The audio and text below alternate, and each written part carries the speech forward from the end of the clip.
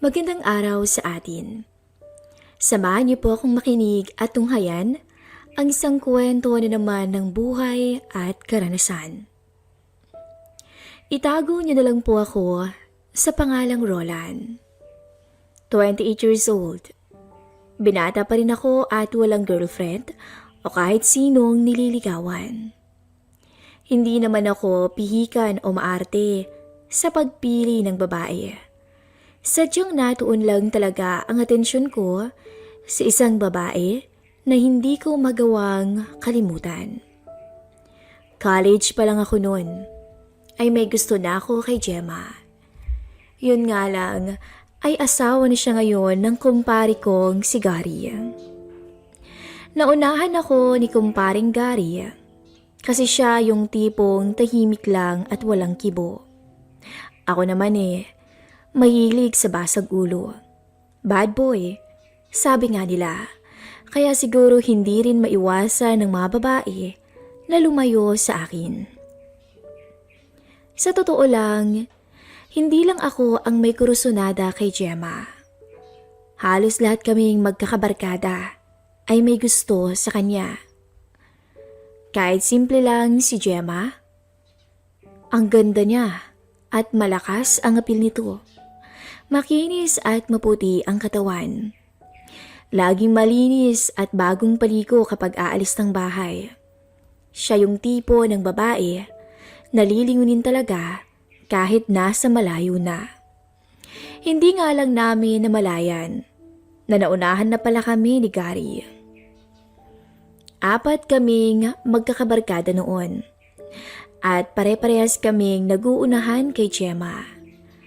Pero dahil tahimik lang si Gary at hindi nagsasalita tungkol kay Gemma kapag siya ang topic namin, lalo na kapag may inuman, nagulat na lang kami nung naging sila na hanggang sa kinasal na sila.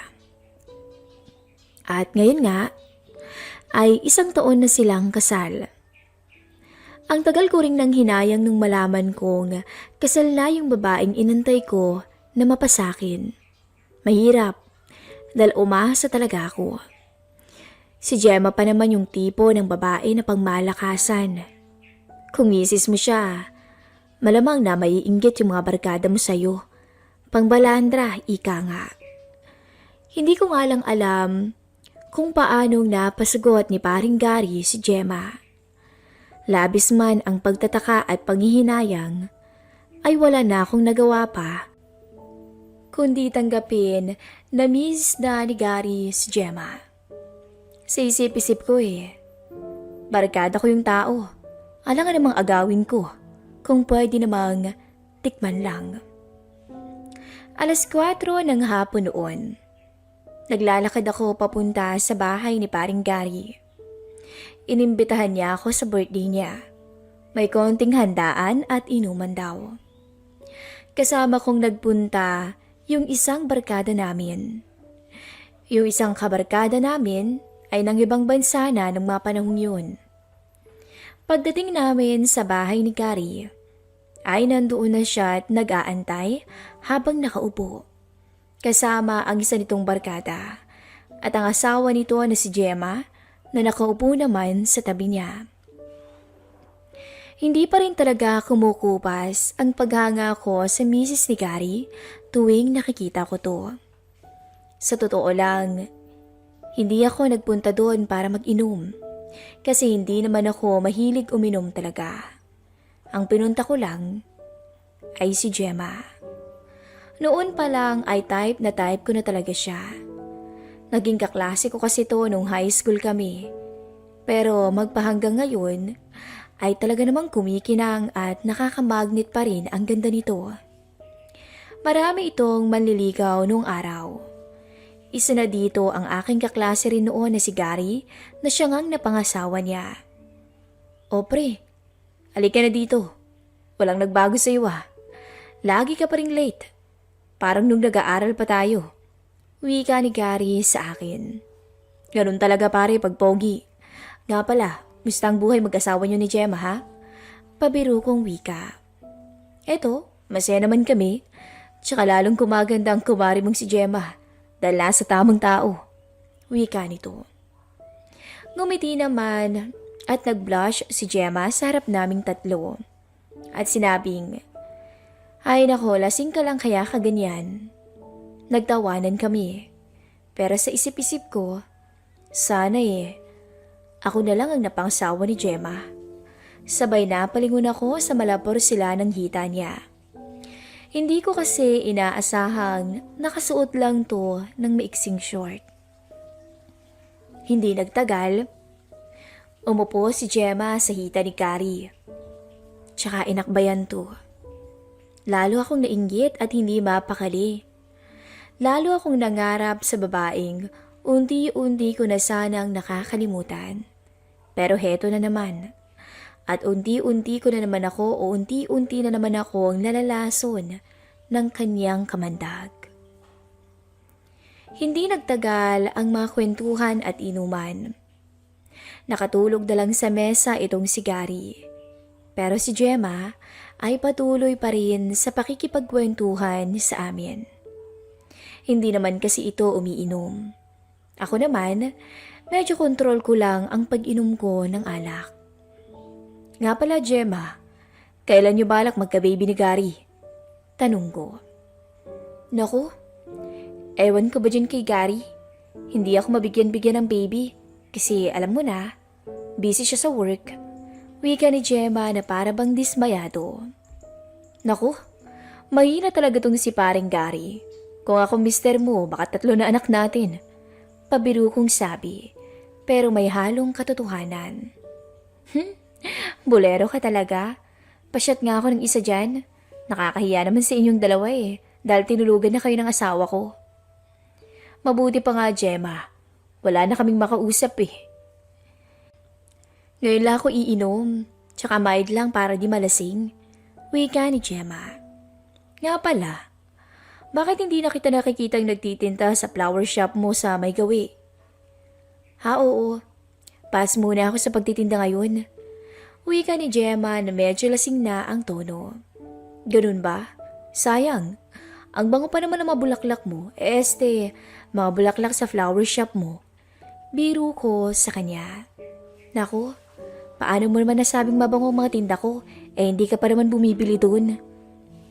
Nagpatuloy ang mga ganong usapan at biruan namin ni Gemma hanggang sa nakatulog na rin yung isa pa naming kainuman.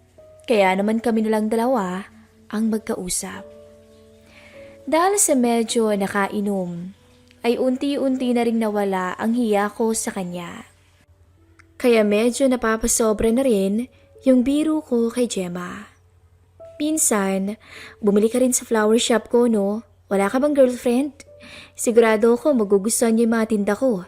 Mabango pa naman at di ka magsisisi. Naku, kung meron nga lang Gemma, patagal na akong bumili. Pero isang babae lang talaga yung gusto kong bigyan ng flowers sa ngayon. Talaga? At sino naman? Tila excited na tanong ni Gemma. Ikaw? Seryoso kong sabi, sabay tingin sa mga mata niya. Hindi ko maintindihan ang sarili ko ng mga oras na yon. Alam kong natutulog lang sa isang tabi ang mister ni Gemma. Pero di ko iniisip na baka marinig ako na parang nililigawan ko ang misis niya. Naku, lasing ka na rin paring Roland. Isa pa, may asawa na ako no. Bawal na akong bigyan ng iba. Pansin ko ang pagkailang sa akin ni Gemma ng mga oras na yon. Siguro dahil napansin niya na seryoso ko sa mga biro ko sa kanya.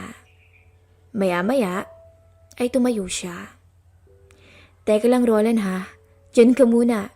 Ipagtitimpla lang kita ng kape bago natin maubos yung konting alak na yan. Hayaan mo lang si Gary na tulog dyan. Magigising din yan maya-maya. Buti pa nga Gemma. Medyo lumalamig na rin kasi dito sa labas. Nagtungo si Gemma sa loob ng bahay para magtimpla ng kape. Pansin ko na parang lasing na rin siyang maglakad. Pero mas napansin ko na wala pa rin kupas at sexy pa rin siya katulad ng dati. Lumipas ang ilang minuto. Parang di na ako mapakali. Malakas ang tibok ng puso ko dahil parang gusto kong sundan si Gemma sa loob kahit alam kong mali yun. Pero dahil sa tama ng alak, ay alam kong hindi ko maitatama ang pag-iisip ko ng mga oras na iyon. Sinundan ko si Gemma sa loob ng bahay. Sinamantala ko to kasi grabe kung makahilik pa rin ang mister niya. Pagkarating ko sa loob ng bahay nila, nakita ko agad si Gemma. Nakatalikod habang nagtitimpla ng kape. Hindi ko na pinatagal pa. Nilapitan ko siya kaagad. Malambing na niyakap ko si Gemma mula sa likuran. Nagulat si Gemma. Akala niya ako si Gary. Gary, gising ka na. Hindi na naituloy ni Gemma ang sasabihin nang bagyang mapalingon siya sa akin at mahalata na ako palang kumpare niya ang nakayakap sa kanya. Ang bango mo naman, Mari. Parang mga tinda mo sa flower shop mo. Siyempre naman, Roland.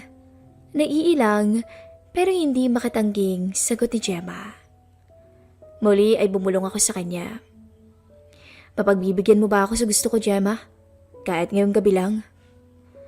Medyo napatawa ko siya, sinabi ko. Roland talaga? Ang hina mo talaga. Kanina pa nga kita inaantay eh. Pabagal-bagal ka talaga kahit noon pa. Sabi nito.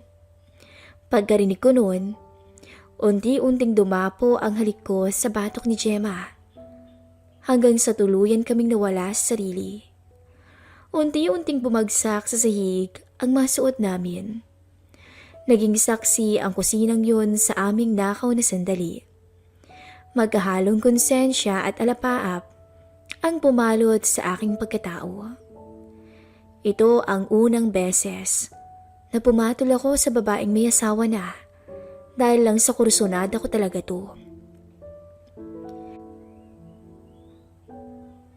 Halos mapatingla si Gemma nang tuluyan kaming mapadpad sa kawalan. Ilang minuto din akong kinabahan dahil baka mahuli kami ni kumpare. Mabuti na lang at nang makabalik ako sa mesa ay tulog pa to. Muli akong nagtungo sa loob ng bahay. Isang mahigpit na yakap ang sumalubong sa akin. Si Gemma na nakatapis lang ng tuwalya. Gago ka, Roland. Pag nagbunga tong kalokohan mo at pag ako hindi dinatnan lagot ka, malambing na bulong nito sa akin. Pasensya ka na, Gemma. Nadala lang talaga. Sobrang ganda mo kasi. Tsaka ayaw mo nun. Sa akin ang first baby mo. Biro ko. Sira ka talaga. Tara na nga. Sabay hila niya sa akin patungo sa kwarto nilang mag-asawa. At muli ay hinayaan namin ang aming mga sarili na muling magkasala sa isang hindi malilimutang nakaw na sandali. Halos mabalo kami pareho nang muling maglapat ang aming makasalanang katawan. Siguro'y nakabawas ng aking konsensya ang malamang nagkulang sa lambing ang kumpare ko kay Gemma. Kaya't ng gabing yun, pinunan ko ang pagkukulang ng mister ni Gemma at tinupad ang matagal ko na ring inaasam. Sana maulit pa to, Roland na. Iti-text kita pag ako lang dito sa bahay mag-isa. Huling sampit ni Gemma bago kami nag-ayos ng sarili. Nung lumabas na kami ng bahay, saktong nakasalubong namin ang bagong gising na si paring Gary. O pare, napasarap yata tulog mo. Nga pala pare, happy birthday ulit. Papaalam na rin ako. Kumain lang ako saglit dahil nagutom ako. Sige pare, pasensya na. Naparami ng inom ko kaya nakatulog ako kanina. So ulitin ulit pare. Sure pare. Sure akong mauulit to. Napangiti naman si Gemma sa aking sinabi. Mga ilang beses pag naulit ang kalokohan namin ni Gemma. Hanggang sa tuluyang nagkasawaan rin kami. Doon ako nakaramdam ng konsensya para sa kumpare ko. Sa huli labis din naman akong nagsisi. Kaya nung huling nag-text si Gemma sa akin, ay hindi na ako nag-reply pa. Siguro yun na yung panahong naging matured ako sa mga bagay na yun. Hanggang dito na lamang po ang ibabahagi kong istorya sa inyo. At paalam.